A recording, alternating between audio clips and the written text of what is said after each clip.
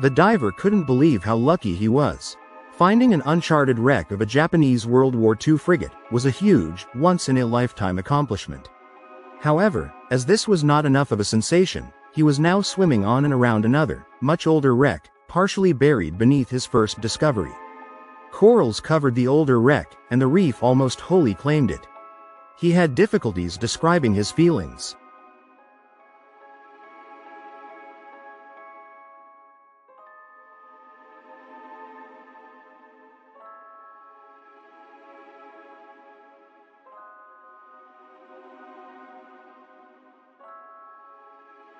But let's rewind for 10 days, and return to the beginning of this adventure. The surface of the South Pacific glistened under the midday sun, an endless expanse of turquoise stretching in every direction. Jake Marlowe adjusted his scuba gear and checked his compass. The island he had anchored near was little more than a forgotten dot on the map, shrouded in legends of lost sailors and ghostly sightings. A seasoned diver and marine archaeologist, Jake had heard whispers of uncharted wrecks in the area, and couldn't resist the call of discovery.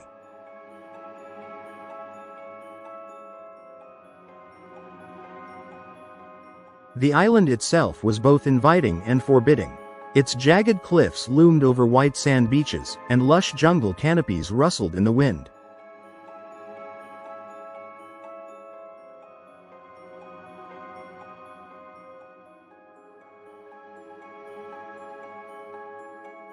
Offshore, the coral reefs extended like an intricate maze, alive with vibrant colors and bustling marine life.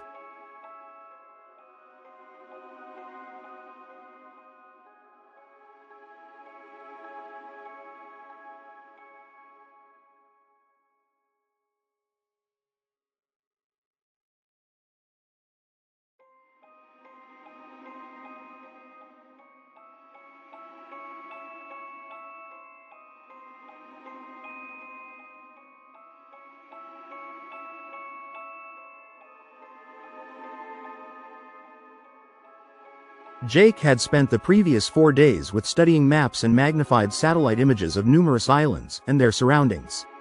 Finally, a specific reef formation with an unnatural aura was pinpointed. Jake and his team hoped to find there something extraordinary. Also on board were his assistant, Carol Briggs, a marine biologist from James Cook University in Brisbane, and Mike Hastings, who was in charge of maintaining the scuba diving gear, drones, and salvage equipment.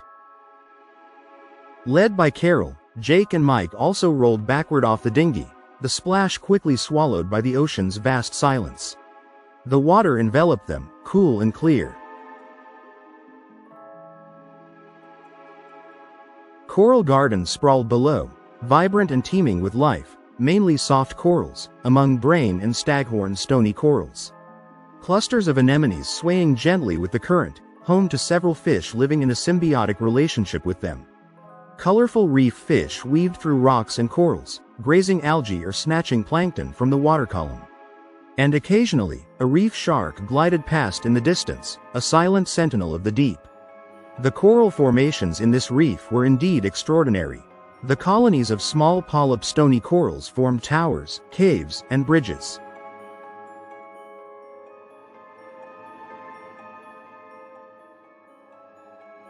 Jake tried to remember the satellite images he had studied the night before. He checked his compass and adjusted his orientation toward the unnatural shape. His mind was focused on reaching the spot where he hoped to find a wreck. And then, Jake spotted it. A shadowy silhouette emerged about 25 meters or 82 feet below the surface from the deep haze.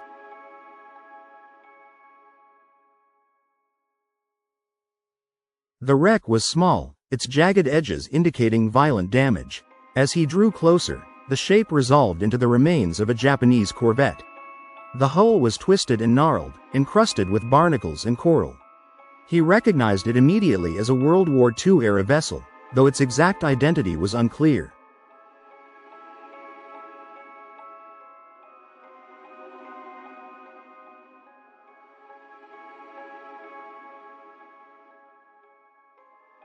Jake's excitement grew as he swam along its length, taking in the details. There were no identifying markers, no numbers or plaques to hint at its name.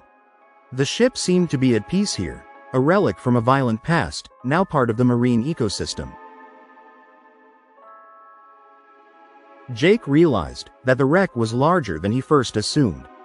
He made a mental note to change the classification from a corvette into a frigate.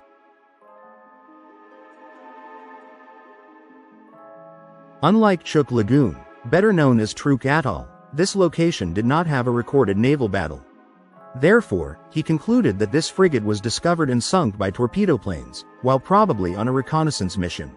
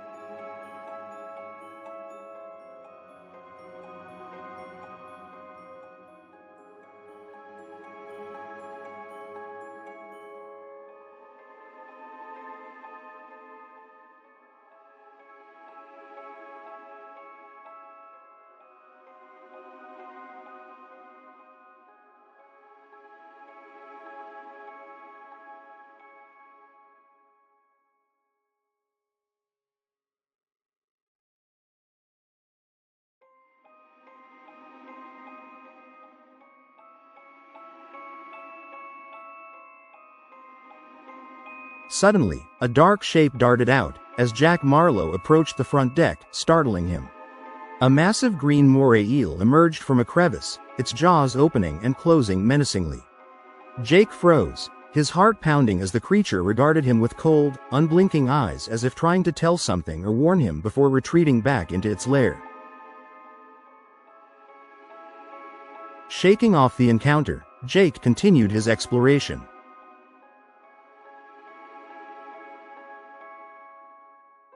One of his main objectives was to identify the ship positively and, through Japanese naval authorities, inform the families of the crew about the location of their loved one's watery grave.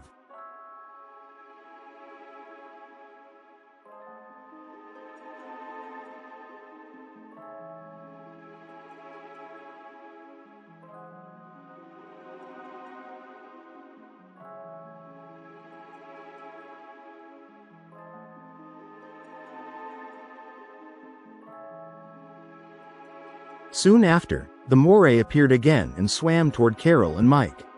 A very unusual behavior, since Moray eels usually remain in their hiding spots during daylight, and go hunting only during the pitch black of the night. The fish swam to a coral stalk near the wreck's hull and took position to face Carol, who welcomed the opportunity to interact. Again, a highly uncharacteristic behavior, the Moray and Carol stared at each other for several minutes, before Carol signaled to Mike that she intended to ascend back to the surface. Mike decided to accompany Carol during her descent and back to the boat, while Jake continued exploring the wreck.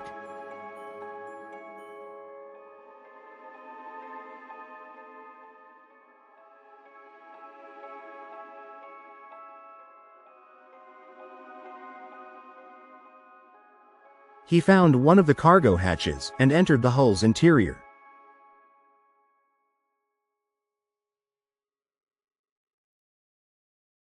After examining the wreck's interior for another 15 minutes, Jake decided to return, since he didn't feel comfortable continuing to dive alone in an unknown vessel.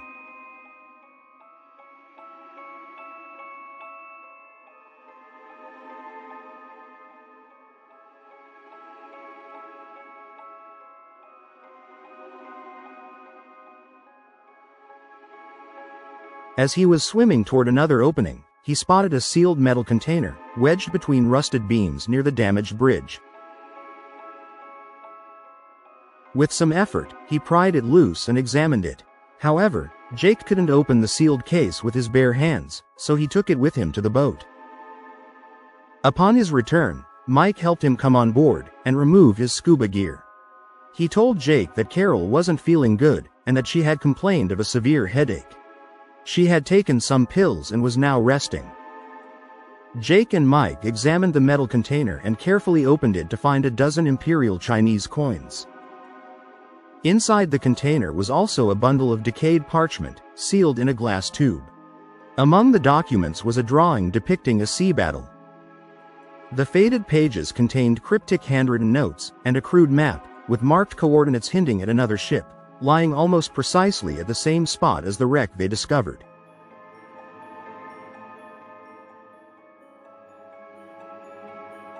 After comparing the coordinates on the map with their current location, they concluded that a much older ship of unknown origin probably had previously sunk, and must have been lying near or beneath the Japanese frigate. Jake scanned the documents and photographed the coins. He then emailed them to a fellow archaeologist at Okinawa University, and asked him for help in solving the mystery they were facing.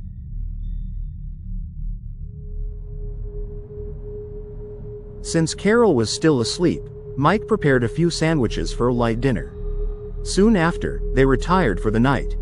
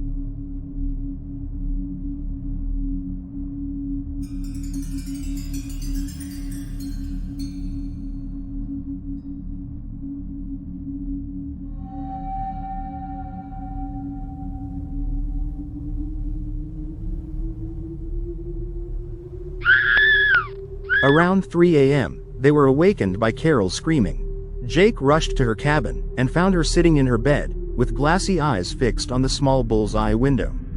She was acting as if under the effects of hypnosis, and repeatedly said, "The Moray is here to take me into the deep. Close the window before it gets in." Jake tried to calm her, and said that she was safe and that an eel could never infiltrate her cabin, and, of course, there was no way that it could take her away. Carol had a high fever, and Jake was unsure if she understood what he had just said, but his voice seemed to help her calm down. Mike arrived with some anti-fever pills, a soothing herbal tea, and cold towels. They waited until she took the pills and drank the tea, and they used a towel as a cold compress on her forehead. Soon after, Carol drifted into sleep.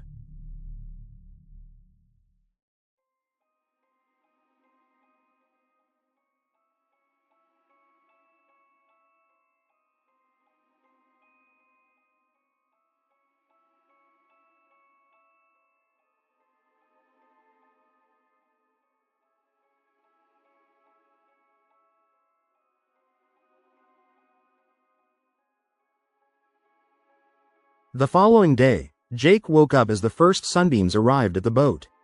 He checked his email, but the expected reply from Okinawa wasn't there yet. He studied the map of their current location with the marked spot where the Japanese wreck was. He compared it with the old sea map from the retrieved container and decided where to dive, and which areas around the wreck to investigate more thoroughly. He told Mike to stay on board since leaving Carol unattended seemed not to be a good idea. They decided to remain in radio contact during Jake's dive.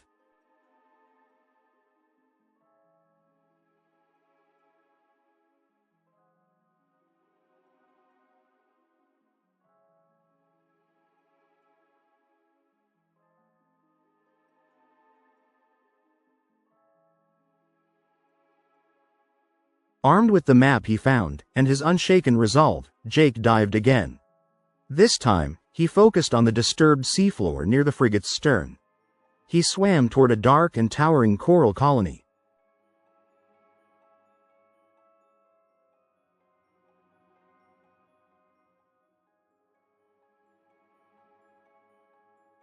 When he reached it, the outline of a mast covered with corals became visible.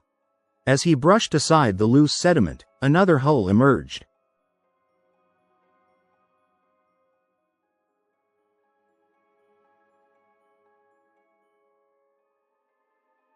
It was much older and made of iron, and its cannons were dark and worn but unmistakably part of a warship from a far earlier era.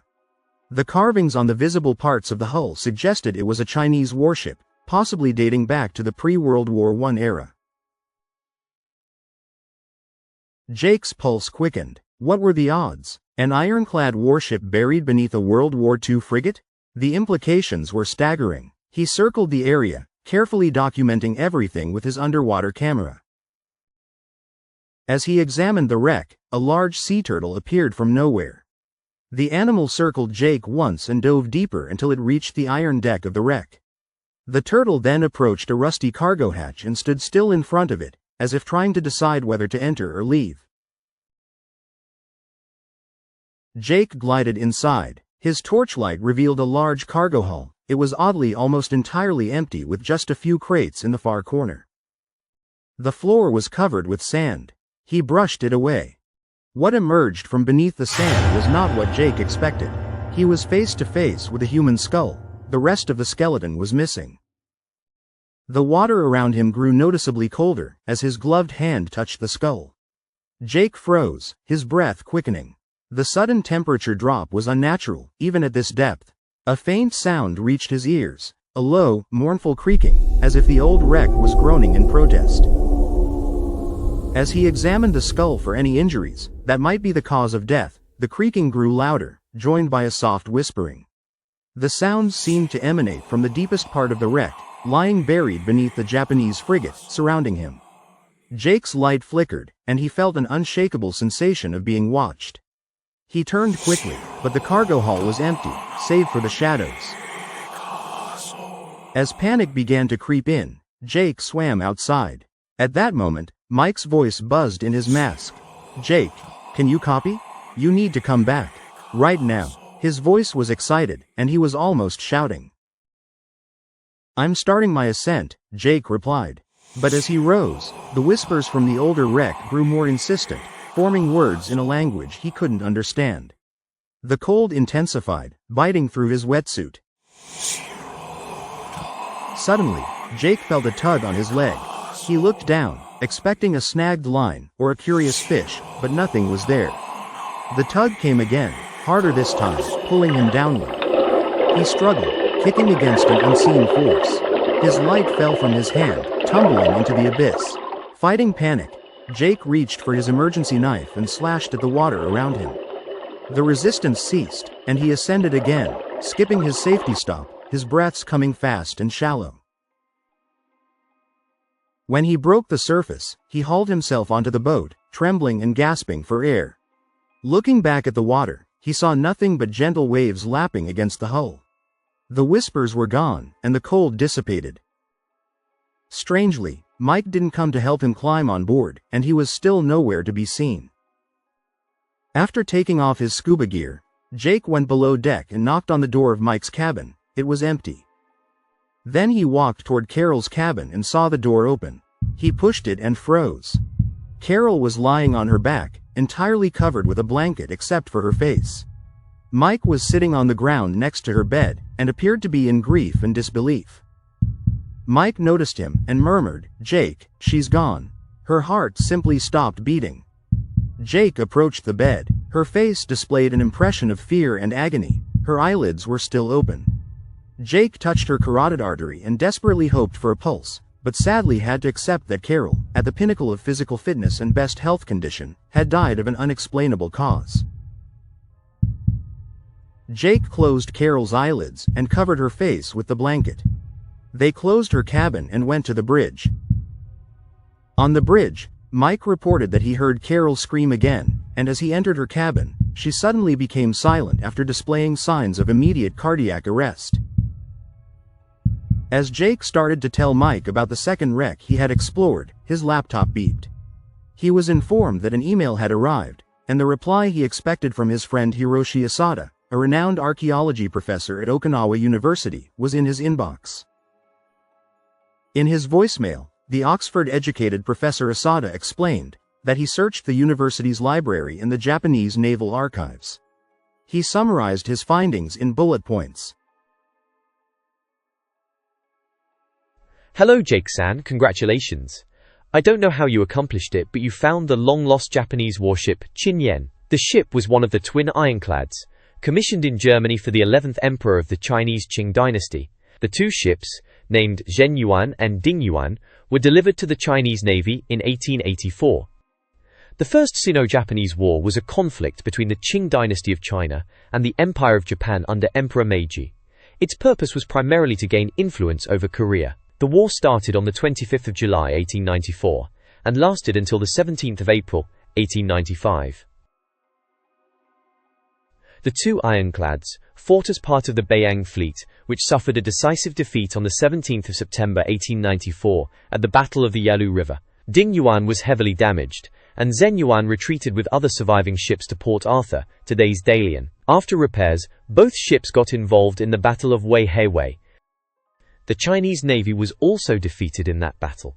On the 12th of February 1895, the victorious Japanese forces seized the harbor of Weihaiwei and captured the damaged Zhenyuan as a war prize. Japan also seized a large portion of the Korean peninsula and the island of Formosa, today's Taiwan. Short after, Zhenyuan was commissioned into the Japanese Navy on the 16th of March 1895 and renamed Qin, the Japanese version of her original name.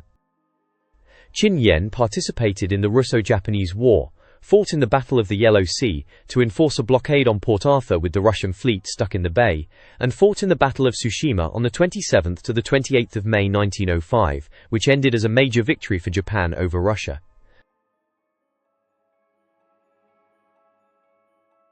After that last active duty, all records about Qin either stopped or vanished. There was no mention of the ship being sold, scraped, sunk, or retired to be displayed in the Imperial Naval War Museum. The only exception was the last report by the ship's captain, Kenji Tanaka, dated August 12, 1905. The ship's first officer, Asahi Haruto, also signed the document as a witness. In his report, Captain Tanaka described supernatural events that started to appear during the Battle of the Yellow Sea, and continued until the date of the report. According to his description, sailors who were stationed below deck, in the engine room and cargo halls, were falling ill before dying from heart attacks within a few days of the first symptoms' appearance. According to the Japanese Imperial Naval Archives, both officers were expelled from the Navy upon writing such a report, which was classified as bad for the fighting morale of the sailors. Within days after their discharge, Captain Tanaka executed seppuku, which, as you know Jake-san, is a ritualistic suicide, also known as harakiri. First Officer Haruto didn't have the opportunity to do the same as his captain, because he suffered a heart attack and died soon after. I couldn't find any record or a reasonable explanation of how the ironclad Qin ended up at that remote location where you are right now. Likewise, there seem to be no official records in the libraries and archives about the sinking of a frigate during the Second World War at the exact same coordinates. However, the documents you salvaged tell a different story. According to the entries, Qin was anchored at a remote location near an inhabited island far from the Japanese mainland. After spending 3 decades at that location, the crew of a frigate was sent to steer it to an undisclosed location, sink it there, and also sink the frigate afterward as a seal to bury Qin beneath it. A handwritten note describes how the crew started to fall ill and die within days. The ship's doctor tried to calm evil spirits by offering them Chinese imperial coins, hidden in bowls of steamed rice. The captain of the frigate added the following note, which seems to be the last record in the logbook. Half of my crew, healthy young men ordered to steer Qin, died mysteriously. Therefore I ordered the surviving sailors not to touch any part of the hull or any item on board. That which is buried must remain so, lest the curse awaken. Well, Jake-san, so far that's all from my side. Please come and visit me after your return. We have much more to talk about. I can't wait to learn more about this mystery you uncovered. Jake and Mike sat in shock, staring at each other with pale faces, trying to digest the essence of Professor Asada's revelation. Jake realized then that his discovery was no mere coincidence. The frigate hadn't sunk due to a torpedo hit or an airborne attack. It had been sunk there at this exact spot, to deliberately place it there, a guardian over the ironclad and its cursed blind passenger. And now, that curse had been awakened and disturbed.